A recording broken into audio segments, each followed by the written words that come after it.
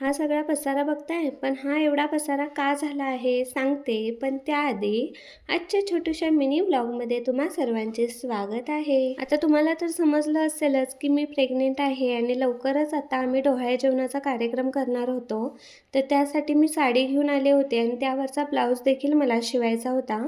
म्हणून दुसऱ्या दिवशीच मी ब्लाऊज कटिंग करायला घेतला, कारण आता जास्त दिवस पण नव्हते आणि लगेच तो स्टिचही करून घेतला. आता त्यावर मला छान असं आरीवर्क करायचं होतं. जास्त असं काही मी धडपड करत नाही आहे, पण साधं सिंपल असं आरीवर्क मी ते करायला घेतलं आणि यूट्यूबला बघून छान असा ब्लाऊज माझा स्टिच करून आरीवर्क करून तयार केला. आणि मी लवकरच आता मम्मीकडे राहायला जाणार होती, त्यामुळे मी बॅग पॅक करायला घेतली आणि डोहाळे जेवणाची ही माझी साडी आहे. आणि सध्या डोहाळे जेवणामध्ये हा दुपट्टा ट्रेंडिंगमध्ये आहे, तो देखील मी बनवला आहे, पण त्यावर थोडं वर्क करायचं अजून बाकी आहे. त्यानंतर हा मी स्टिच केलेला ब्लाऊज. आता हे सर्व तुम्हाला डोहाळे जेवणाच्या कार्यक्रमादिवशी येणारे आपल्या पुढच्या व्लॉगमध्ये पाहायला मिळेल. त्यामुळे अजून देखील तुम्ही आपल्या चॅनलला सबस्क्राईब केलं नसेल तर प्लीज चॅनलला सबस्क्राईब करा आणि असेच छान छान व्हिडिओ माझे पाहत राहा. त्यानंतर ही मी थोडी ज्वेलरी घेतली होती. हे सर्व मी तुम्हाला पुढच्या व्लॉगमध्ये दाखवेनच.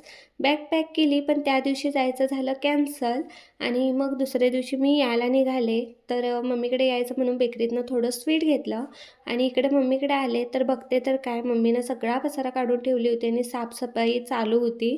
बरेच महिने झाले घराचं डीप क्लिनिंग झालेलं नव्हतं आणि आता कार्यक्रम देखील आहे, म्हणून मम्मीनं घराचं डीप क्लिनिंग करायला घेतलं होतं आणि मला पण राहिलं नाही म्हणून मीही थोडी मदत केली. तर आजच्या व्हिडिओमध्ये इतकंच.